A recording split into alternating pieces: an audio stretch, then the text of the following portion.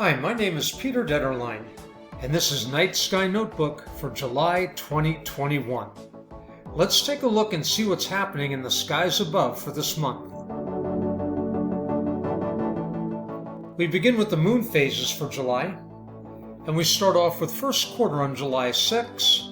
Full moon is about mid-month on the 13th, third quarter on the 20th, and new moon at the end of the month on July 28th.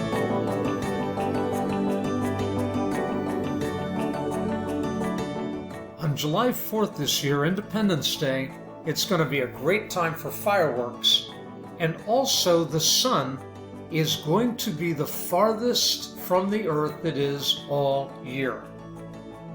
The Earth's orbit is not circular, and it's actually closer to the sun in January, over 3 million miles closer than it is in July, even though it's warmer outside for us. We just happen to be tilted toward the sun. Our distance from the Earth to the sun has nothing to do with the seasons, but just know when the fireworks are going, we're as far away from the sun as we're going to get for the entire year.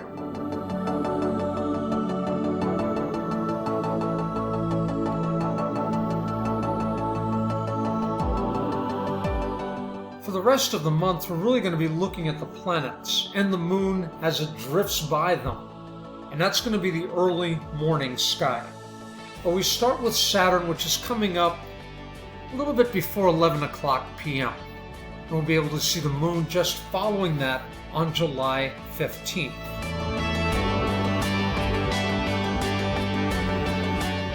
Now, to get a good overview, by the time we get to the 17th, things are pretty evenly spaced from one part of the sky to the other if you get up nice and early at 5 a.m.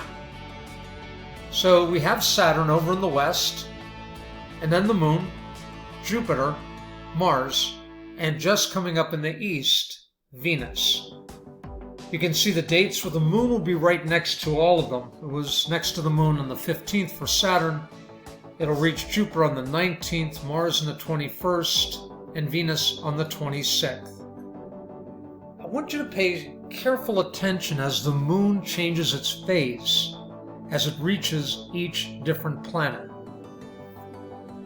This will be a good reason to get up at 5 a.m. every day to check this out.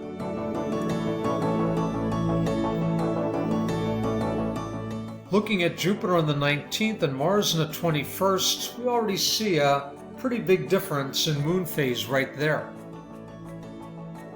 It's a great way to locate the planets. Just look for the moon. Jupiter, of course, will be much brighter than Mars, but Mars is getting closer to the Earth, so it's going to be brightening up steadily as we continue through the year.